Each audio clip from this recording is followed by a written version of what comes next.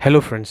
आज अपने वेंटिलेटर के ग्राफ्स के बारे में समझेंगे। उसके बारे में समझना बहुत ही ज़रूरी है। जैसे अपने को ईसीजी समझ में आती है, पेशेंट के एकदम स्टेट पता लग जाते हैं, बहुत क्विक होती है, उसी तरह अपने को वेंटिलेटर ग्राफ्स के बारे में अपने को पता लग जाए। Graphics are the waveforms which that reflects the patient's ventilator system and their interaction.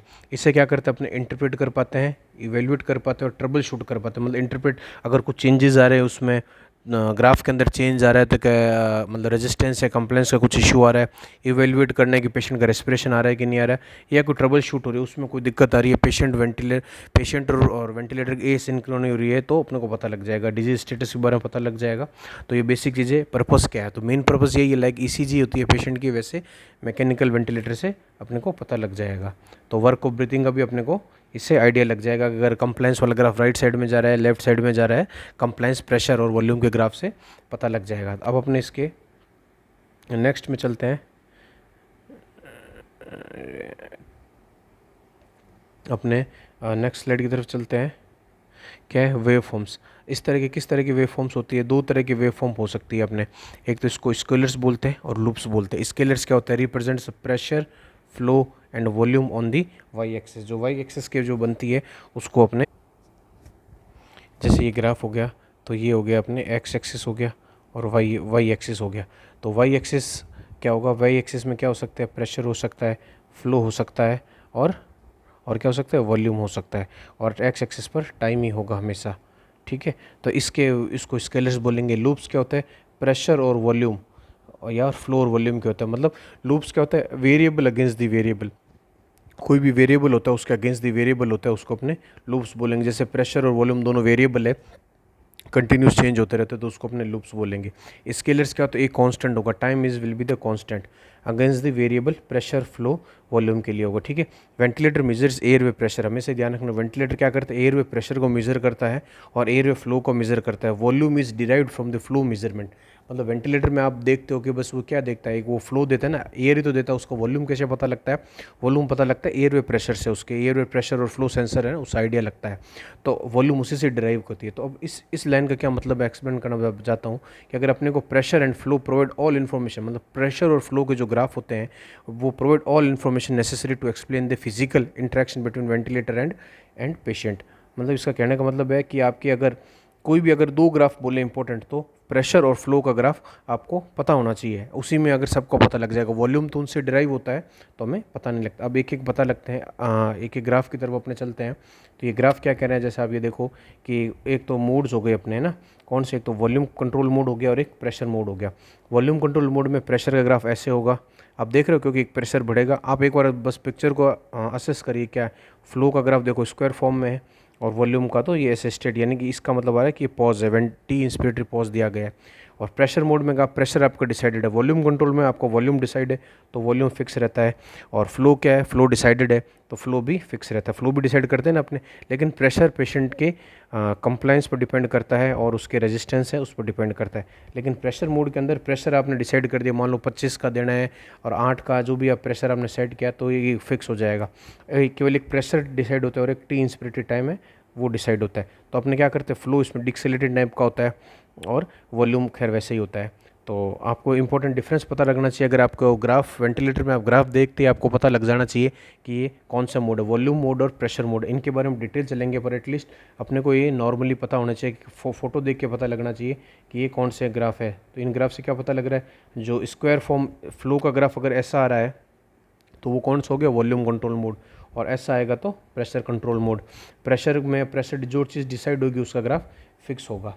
तो अपने अगला उसके चलते हैं स्लाइड्स में।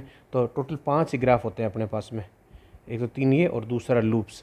लूप्स क्या होते हैं, variable against the variable, variable against the variable versus variable. ठीक है, वेरिएबल अगेंस्ट दी वेरिएबल होते हैं ये लूप्स के, ये ग्राफ हो गए। लूप्स के ग्राफ में क्या क्या चीज़ें आ रही है, एक तो फ्लो एंड फ्लो वॉल्यूम का ग्राफ ये रहा, ठीक है, और वॉल्यूम अगेंस्ट दी प्रेशर का ग्राफ ये रहा। तो अपने को टोटल 5 ग्राफ्स को पता रखना है, 5 ग्राफ है उसके बारे में अपने को आइडिया रखना है। कौन सा आ गया, एक तो कांस्टेंट प्रेशर, फ्लो और वॉल्यूम, ये 3 ये ग्राफ हो गए स्केलर्स में। और लूप्स में प्रेशर एंड वॉल्यूम ग्राफ, ठीक है, और एक ये हो जाएगा फ्लो एंड वॉल्यूम ग्राफ। ये टोटल 5 ही ग्राफ है जो स्केलर्स और लूप्स कह के अपने बोलते हैं। उसके अलावा कोई ग्राफ नहीं है। 5 ग्राफ को आपको अगर ये नॉर्मल समझ में आ रही है, फ़ोटो देख के समझ में आ रहा है, तो आपको कोई दिक्कत नहीं होनी चाहिए। जैसे ये आपने देख लिया, एक वॉल्यूम मोड और प्रेशर मोड में कैसा होगा, pressure against the time graph, flow against the time graph and volume against the time graph. और ये प्रेशर मोड, टोटल ये 3 ग्राफ इसके और ये 2 ग्राफ ये। तो ये नॉर्मल ऐसा चाहिए, नॉर्मल बता रखा है ना, नॉर्मल आ रहेगा। नॉर्मल अपने कोई भी ग्राफिकल रिप्रेजेंटेशन की स्टडी होती है वो अपने वॉल्यूम कंट्रोल मोड में बेस्ट की जाती है। वॉल्यूम कंट्रोल मोड में अपने प्रेशर पता लग पाता है, क्या पीक इंस्पिरेटरी प्रेशर और प्लेटू प्रेशर। लेकिन प्रेशर मोड के अंदर अपने ये पता नहीं लग पाता है कि कंप्लेंस और रेजिस्टेंस की ज़्यादा दिक्कत क्या इश्यूज़ होते हैं, वो पता नहीं लग पाते क्योंकि अपने प्रेशर उसमें सेट कर देते। तो जनरली अपने वॉल्यूम कंट्रोल मोड पर ही सारे ग्राफ अच्छे से डिसाइड हो पाते हैं। और ये 5 ग्राफ आपको पता होने चाहिए। इस 5 ग्राफ को पता होने के बाद में अपने अब आगे चलते एक एक इनके इश्यूज़ के बारे में दिक्कत करते। तो सबसे इम्पोर्टेंट आपको मैंने फर्स्ट स्लाइड में बताया था कि जो प्रेशर और फ्लो का जो है वो अगर आपको ग्राफ अगर आइडिया हो जाता है तो बाकी सारे पेशेंट के इश्यूज़ हैं जो आपके पता लग सकते हैं। तो अपने अगले स्लाइड्स पर चलते हैं। तो आप इस ग्राफ को देखिए, इस ग्राफ से आपको क्या पता लग रहा है, ये एक रियल टाइम ग्राफ है। इस रियल टाइम ग्राफ में आपको और क्या दिख रहा है, रियल टाइम ग्राफ में ये कौन सा ग्राफ है, आप देखिए फ्लो। इसमें मैं आपको बताना चाह रहा हूँ कि इसमें फ्लो देखिए स्क्वायर फॉर्म में ये है ना, स्क्वायर डिस्क्लेटिंग नहीं है। तो ये कौन सा मोड हो गया, ये नीचे देख सकते हैं अब लिखा हुआ है वॉल्यूम कंट्रोल मोड है। आया बात समझ में जो मैं बताना चाह रहा था। इसमें देखो 2 ही चीज़ बता रहे, एक तो प्रेशर का ग्राफ ये रहा, प्रेशर अगेंस्ट द टाइम और फ्लो अगेंस्ट द टाइम, ठीक है। और एक ETCO2 का ग्राफ है। आपको एक पिक्चर समझ में आएगी तो आपको बहुत अच्छा लगेगा कि ये क्या करना चाह रहा है ये, ठीक है। और अपना नेक्स्ट स्लाइड में अपने चलते हैं। तो ये आपको पता लगे किसका ग्राफ है, प्रेशर का ग्राफ नहीं है, ये है फ्लो, उसका वॉल्यूम कंट्रोल मोड पर ग्राफ है। और इसके पैरामीटर्स आप देख सकते हो, पी की आ रहा है, पी ये प्लेटू प्रेशर आ रहा है। अपने दूसरे ग्राफ की तरफ चलते हैं, रियल टाइम ग्राफ है। अब ये ग्राफ किस चीज़ के हैं, ये ग्राफ है अपने, देख के बताओ मुझे थोड़ा। आप देखो ग्राफ, देखो ये ग्राफ आ रहा है डिस्केलेटिंग ग्राफ है, डिसलेटिंग ग्राफ है ना, मतलब तो इसका मतलब ये प्रेशर मोड है। तो एटलीस्ट आपको ग्राफ देखते ही पता लग जाना चाहिए कौन सा मोड है। नीचे आप देख सकते हो वैसे लिखा हुआ है ये प्रेशर कंट्रोल मोड है। और ये अपने variable against the variable, pressure volume का ग्राफ ये इस तरीके से बनता है। तो आपको ये पता चल जाएगा कि ये ऐसा बना है। ये ग्राफ किसका है, प्रेशर अगेंस्ट द वॉल्यूम। और प्रेशर कंट्रोल मोड कौन सा है, तो ये ग्राफ को डिस्केलेटिंग ग्राफ है, उससे आइडिया आपको लग जाता है। अगला देखते हैं, ये ग्राफ किसका, कौन से मोड का ग्राफ है ये आप बताओ। इसमें आप देखो फ्लो जिसमें ऐसा आ रहा हो तो कौन सा ग्राफ होगा, वॉल्यूम कंट्रोल मोड। और ये कौन सा ग्राफ आ गया, फ्लो वॉल्यूम का ग्राफ आ गया ना। तो मैंने इन 2 रियल टाइम पिक्चर्स, 3 पिक्चर्स में अलग अलग आपको सब बताया। तो उसमें आपको आइडिया लग गया। अब होप आपको एक क्लियर पिक्चर थोड़ी बहुत क्लियर हो रही होगी कि कौन सा फ्लो का ग्राफ कैसा होना चाहिए वॉल्यूम मोड में, और फ्लो का ग्राफ प्रेशर कंट्रोल मोड में कैसा होना चाहिए। तो इन पिक्चर्स को आइडिया हो जाए तब अपने आगे चलती है। नॉर्मल थी, नॉर्मल मैंने आपको बताया, ये नॉर्मल आप देख रहे हो 3 पिक्चर रियल टाइम पिक्चर्स थे। आपको मोड पता होना, ये रियल टाइम पिक्चर्स है, ये फ्लो का ग्राफ, ठीक है। तो इससे आपको पता लगे कि वॉल्यूम कंट्रोल मोड है। फ्लो का ग्राफ इससे पता लगे ये प्रेशर कंट्रोल मोड है। और ये flow volume variable against the variable है, तो वो चीज़ है। अब अपने सबसे पहले सबसे जो इम्पोर्टेंट ग्राफ है प्रेशर का ग्राफ और फ्लो का ग्राफ है, उसको स्टडी करेंगे। उसकी स्टडी में सबसे पहला ग्राफ आपको जो मैंने कई बार बता चुका हूँ, अपने वापस वही देखेंगे कि प्रेशर अगेंस्ट द टाइम।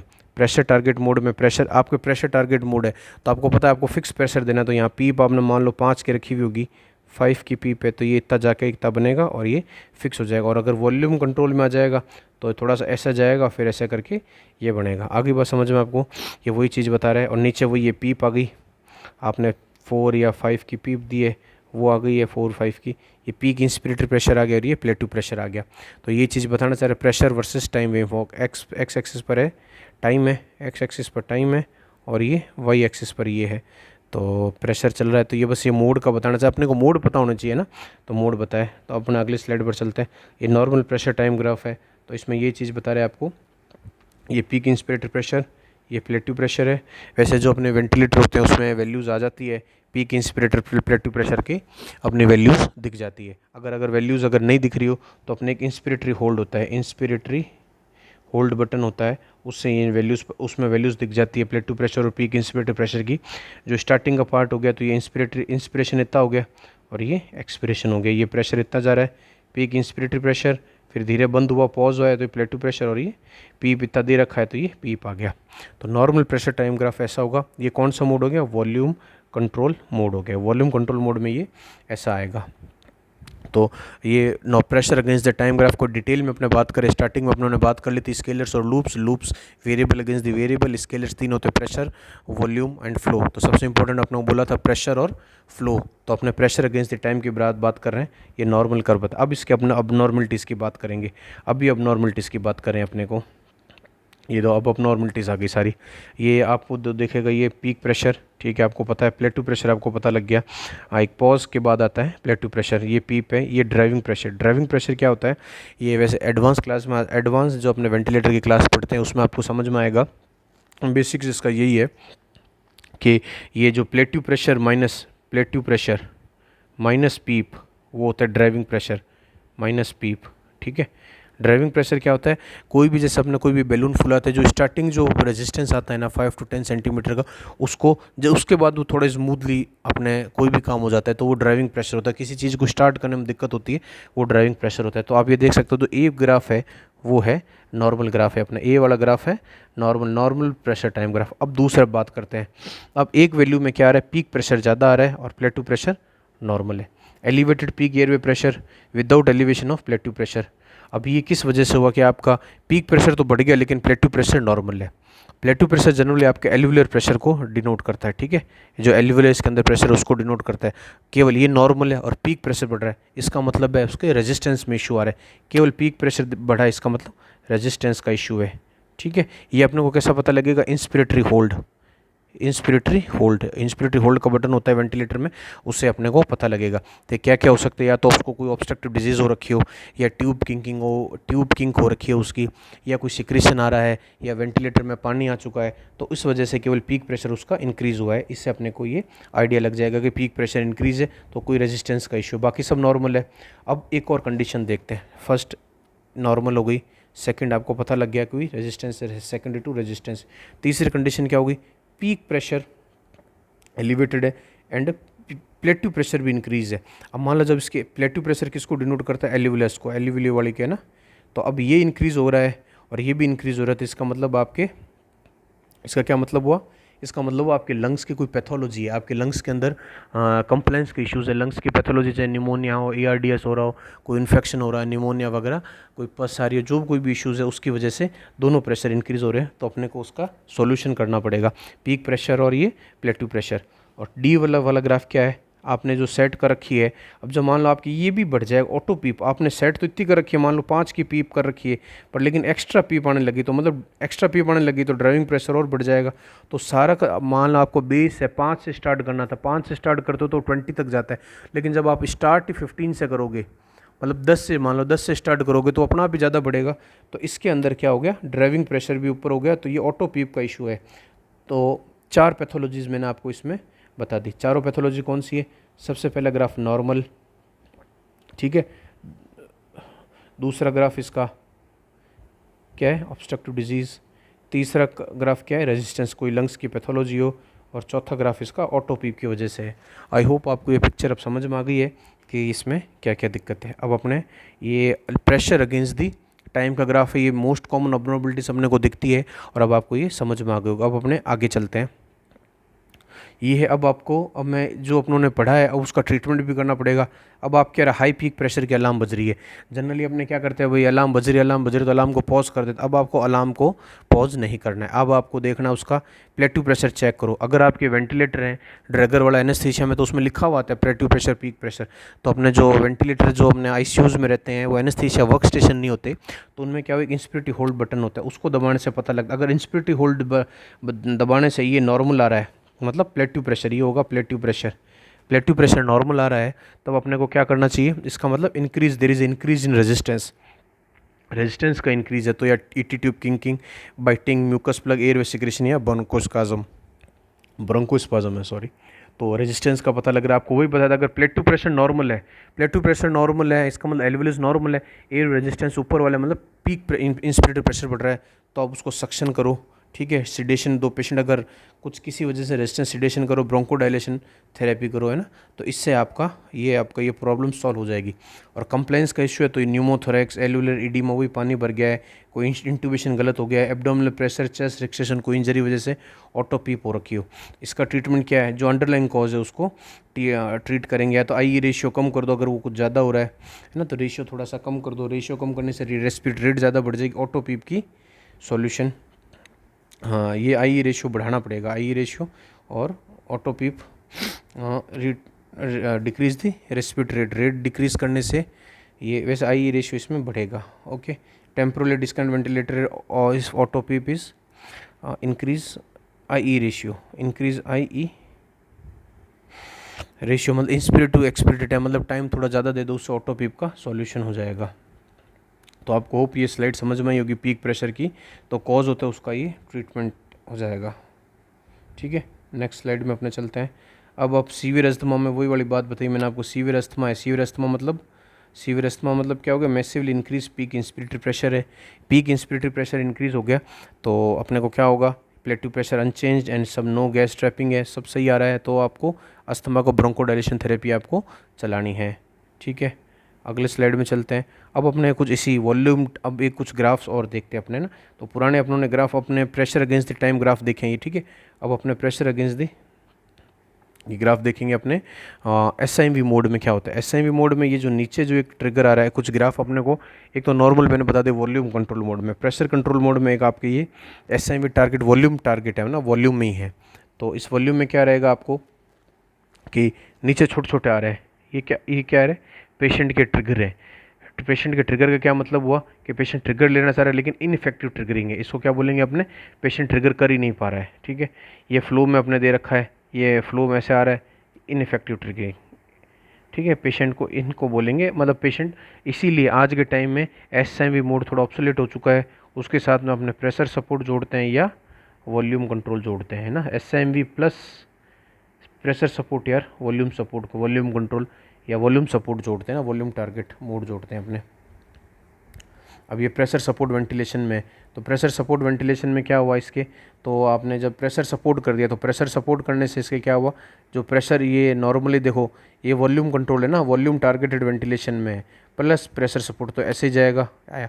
अब जैसे छोटा सा ट्रिगर हुआ, ट्रिगर छोटा सा हुआ लेकिन आपने प्रेशर सपोर्ट सेट किया हुआ है तो इसने इतना प्रेशर ले लिया कि ये दो कंबाइंड हो गए ना, एक इस तरह का ग्राफ बना, एक इस तरह का ग्राफ बना, अलग अलग तरह के ग्राफ बने। आई होप जब आप प्रेशर का सेट करते हो, ये जो ग्राफ के स्लाइड्स डालने का मतलब यही है, जब SIME प्लस PS करोगे मतलब वॉल्यूम मोड है ये, तो वॉल्यूम मोड में प्रेशर का ग्राफ ऐसा होना चाहिए, लेकिन जब ये इस तरह का ग्राफ आ रहा है, इस तरह का ग्राफ आ रहा है, इसका मतलब ये प्रेशर सपोर्ट आ रहा है, प्रेशर सपोर्ट का ग्राफ है। ये देखो फ्लो भी इसका ये इस तरह सारे स्क्वायर शेप में ही इसका ये आ रहा है, इसका ग्राफ है ना, थोड़ा डिसलेटिंग हो रहा है, तो ये प्रेशर सपोर्ट आपने दिया है। आई होप आपको ये समझ में आई होगी क्या बात जो मैं बताना चाह रहा था। जो पिछले ग्राफ में जब ये वॉल्यूम टारगेट था, SIME था, SIME में ग्राफ प्रेशर का ऐसा आता है, फ्लो का ऐसा बनता है। अब जैसे ही इसको सपोर्ट दिया, प्रेशर सपोर्ट दिया, प्रेशर सपोर्ट देती फ्लो डिसलेटिंग आएगा और ये इस तरह से स्क्वायर फॉर्म में आएगा क्योंकि अपने फिक्स प्रेशर है। अगली स्लाइड्स देखते हैं अपने, एक और इम्पोर्टेंट स्लाइड्स है जो अपने को एयर हंगर बताती है। एयर हंगर क्या बताती है आपको, ये नेगेटिव, मतलब एयर हंगर ये नेगेटिव आ रहा है ना, ये नेगेटिव आने लग गया, इसमें नेगेटिव का नॉच आने लगी फ्लो वाले ग्राफ में ना। इसका क्या मतलब हुआ, पेशेंट और वेंटिलेटर की डिससिंक्रोनी हो रही, if the flow demand is not met and patient makes effort on top of ventilator effort, this appears as a scalping of the pressure time curve, which reflects the fact that patient is generating negative pressure with their respiratory muscles while ventilator giving is positive pressure। देखो इसमें क्या मतलब, अब ये बड़ी English की line है, आप सिंपल सी बात, ये नेगेटिव आ रहा है, इसका मतलब पेशेंट एयर हंगर है, मतलब आप उसको सफिशिएंट नहीं दे पा रहे हो। The solution is increase the flow rate, typically pressure control mode PSV delivers maximum flow at the beginning of the breath. तो इसका मोड आप चेंज करो, फ्लो रेट थोड़ी बढ़ाओ। अगर इस तरह का नेगेटिव ग्राफ है तो आपको ये फ्लो आपको इसका बढ़ाना पड़ेगा। इस तरह का भी आपको नेगेटिव मतलब एसिंक्रोनिया, तो पेशेंट मतलब इसका प्रेशर कंट्रोल मोड से हटा करके प्रेशर सपोर्ट वाले पर आप लेके आओ उसको, है ना, तो ये होगा। ये एक और अबनॉर्मलिटीज़ थी अपने इसकी। तो नीड, अब इसमें 5 चीज़ आपने क्या सीखी, आपने सीखी नीड टू आइडेंटिफाई। सबसे पहले आपको क्या आ जानी चाहिए, एक तो सबसे पहले आपको आइडेंटिफाई कर देना आ जाना चाहिए कि pressure time volume control mode में कैसा होता है और प्रेशर कंट्रोल मोड में कैसा होता है, P peak and P प्लेटू pressure. Compliance resistance of lungs पता लग जाएगी, और पेशेंट वेंटिलेटेड डिसिंक्रोनी भी आपको पता लग जाएगी। आई होप इस ग्राफ से आपको ये चीज़ें समझ में आ जाएगी कि इन ग्राफ में ये समस्या होती है। तब अपने आ जाए तो अपने प्रेशर वॉल्यूम लूप पर चलेंगे। ये वीडियो 20 मिनट्स का हो चुका है, तो अपने इसको वापस रिपीट करना, रिपीट करोगे तो आपको ये और चीज़ें समझ में आएगी। प्रेशर वॉल्यूम लूप मैं अगले वीडियो में समझाऊंगा। ये था अपना प्रेशर और टाइम का ग्राफ। Thank you.